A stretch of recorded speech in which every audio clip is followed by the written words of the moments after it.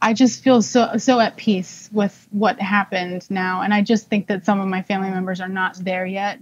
And so I try to be careful about what I say because I don't want to dishonor their grief if it's taking them, longer than it took me, because everybody has their own journey in it.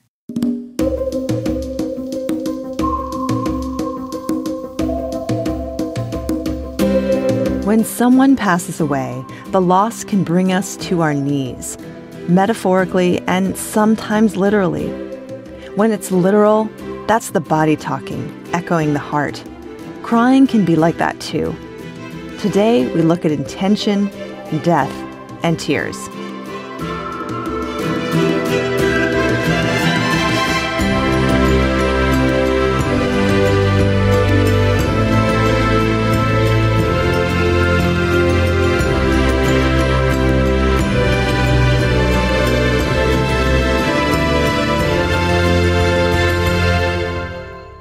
This is Shame Piñata. I'm Colleen Thomas.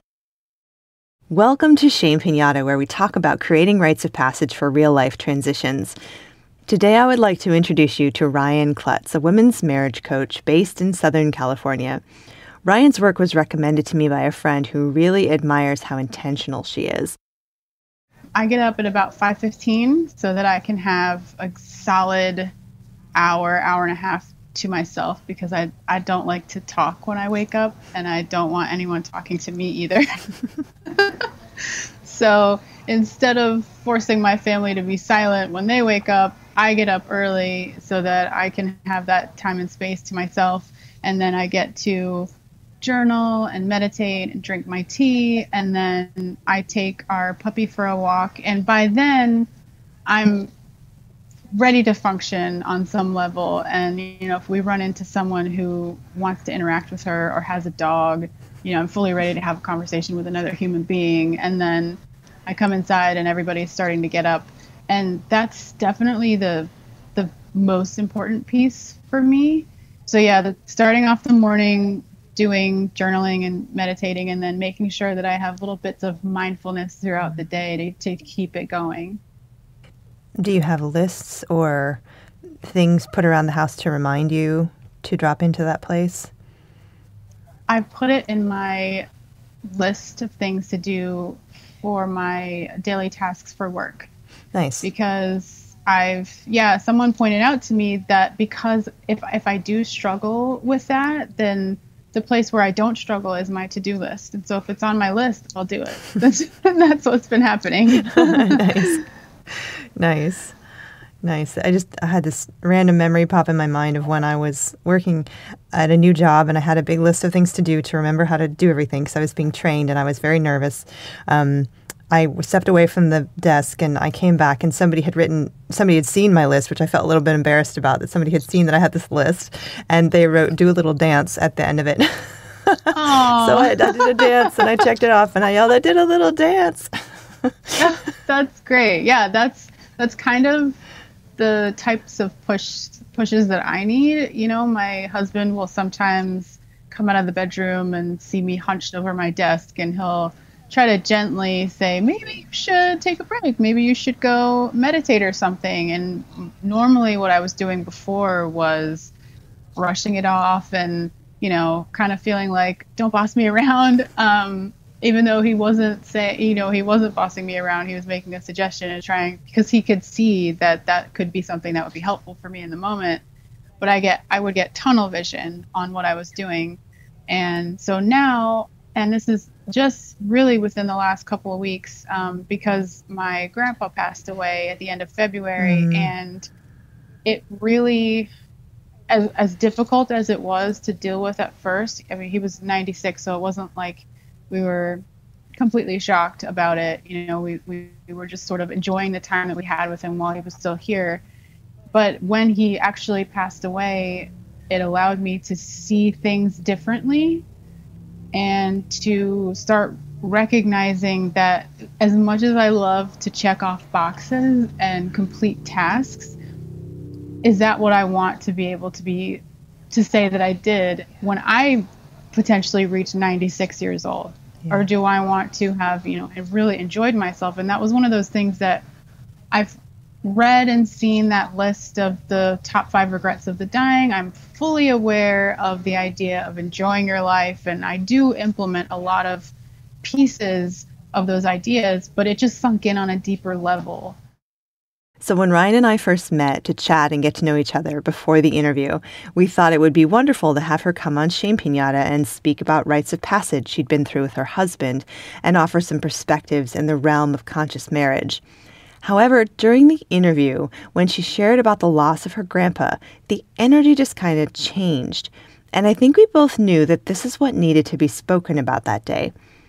So you're going to hear more about Ryan's grandpa Jack now, and I want to give you a heads up that her grandpa passed in kind of a sudden and kind of a sad way. He was still skiing at 93. My dad actually had to go visit him in Maine, where he lived by himself in the middle of the woods with just his dog, and say, hey, I think it might be time for you to not ski anymore, given your age and, the fragility of your bones possibly. And I thought that was funny. And I know at 94, he learned to ride a snowmobile. Wow. And he was just constantly doing things. And one of the things, my husband and I asked him what the secret to life was. And he said, never sit down. And, we took that to mean exactly how he was. He was always doing activities and enjoying himself, because he talked about how other people who were also World War II vets, they passed away sooner because once they retired, they just stopped doing anything because they felt for some reason that they, retirement meant doing nothing. Mm-hmm. And he was still driving, still plowing other people's driveways for them when it would snow, because he lived in Maine and it snows a lot. Winter is very long in Maine. So yeah, he was just a really incredible human being. And for me to have, as sad as I can get that he's gone, the ability to use that grief to change my own behavioral patterns has been really, really powerful. And so I'm grateful for that. And I'm also grateful that he gets to be with my grandma now, because she passed away almost 12 years ago, and he really, really missed her still. So it's just sort of like a completion. And I've become accustomed to grief. And so I just wanted to start to sort of use it instead of fight it.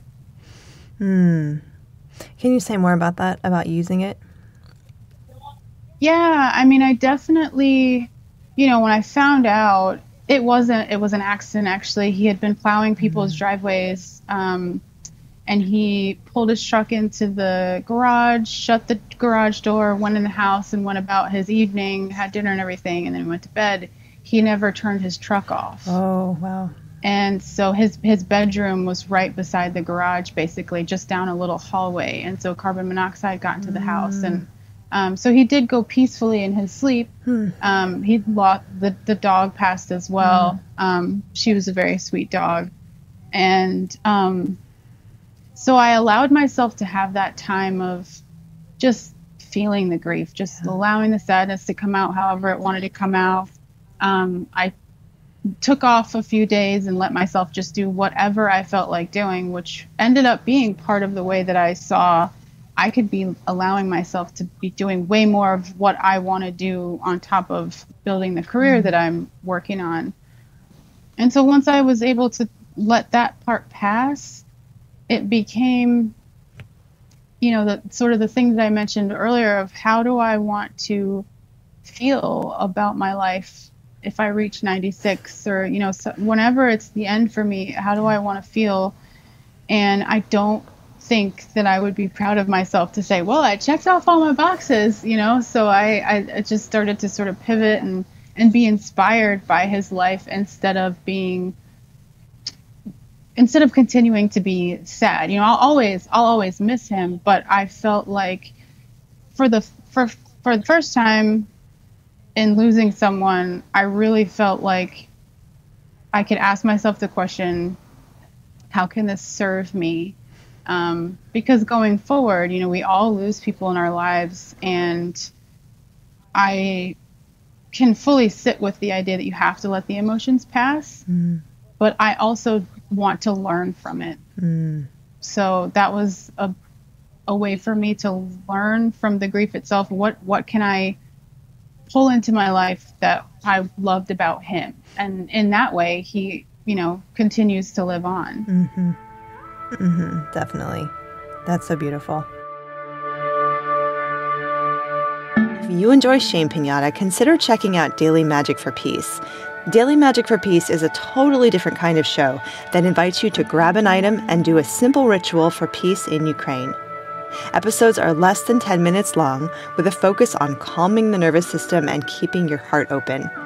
You can find Daily Magic for Peace wherever you're listening to this podcast.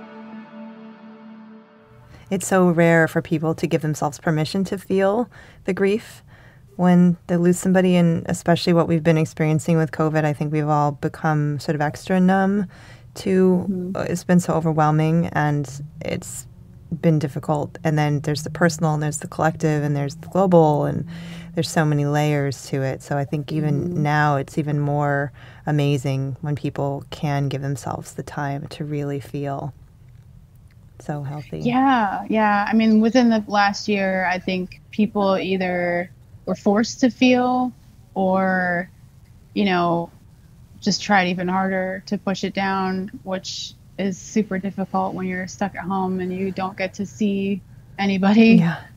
But yeah, I that's part of what I teach, is letting your emotions out, because someone once said to me, what comes up must come out. And if we don't address it, and I think people get scared when they think of, I'm going to address my emotions. And I learned several years ago that our emotions are really just feedback about how we're feeling. And it's not, I think we tend to feel like the way I feel right now is how I'm going to feel for the rest of my life if I let it out.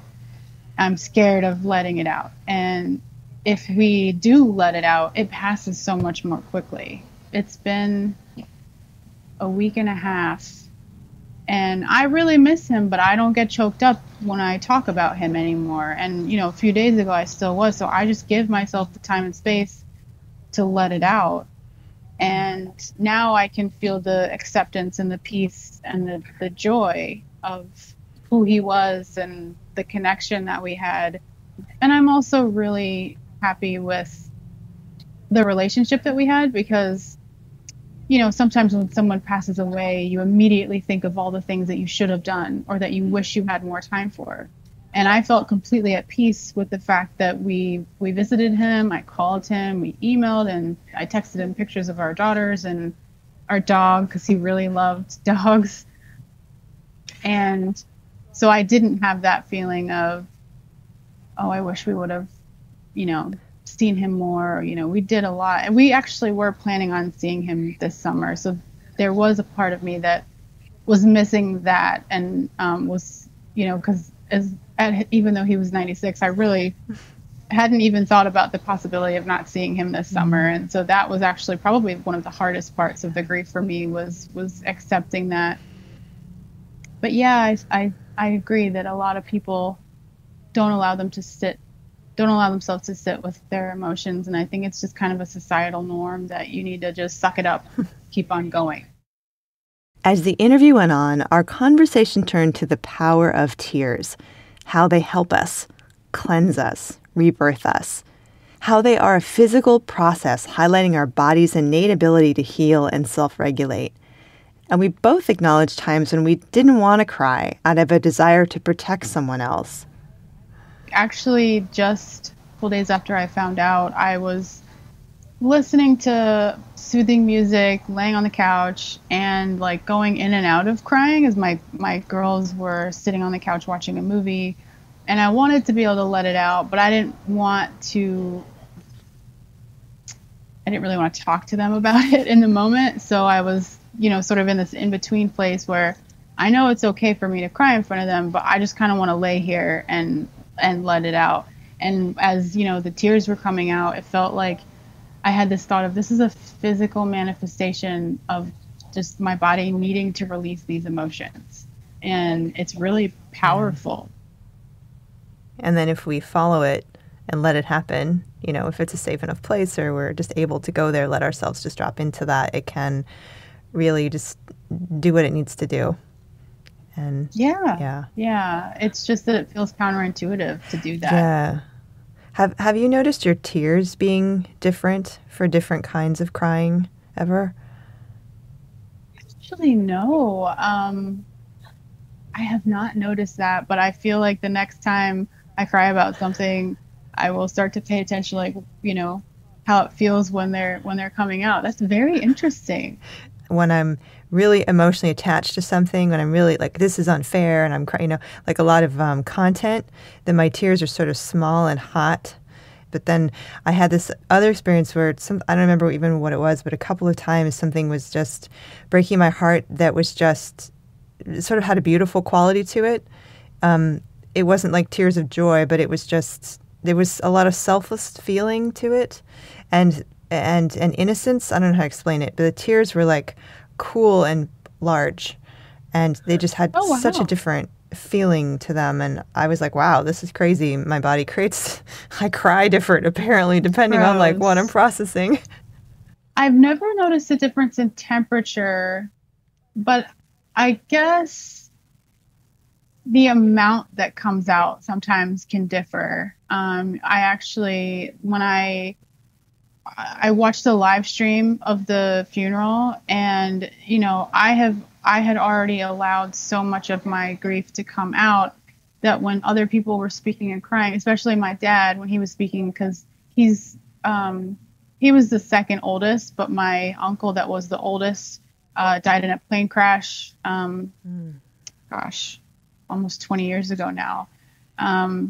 So he's been the oldest for a while. And so he spoke, and it was a good mix of sad and then light things that made people chuckle. And my husband makes fun of it when they show it in movies, but I had one single tear went down. And then other times it's like across your whole bottom of your eye, and it feels like it's just like gushing. But I don't know what the difference is as far as how I'm feeling when those things happen. So I'm going to definitely watch out for that. I'm glad that you got to spend this time with us and that you got to meet Ryan and hear a bit of her story. And I hope that your relationship with your own tears is a connected and loving one. The people we love are such a gift, and losing them can be so very hard, like a hole ripped into the tapestry that is us. I encourage you to be as gentle as you can with yourself today if you're going through a recent loss, and know you're not alone.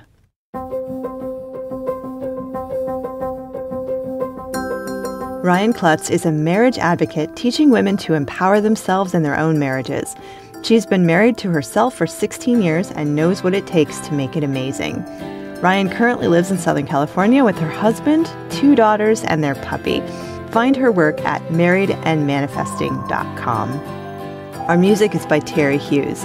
Find us on IG and Twitter at Shame Piñata. Reach us through our website, shamepiñata.com, and subscribe to the show on your favorite player.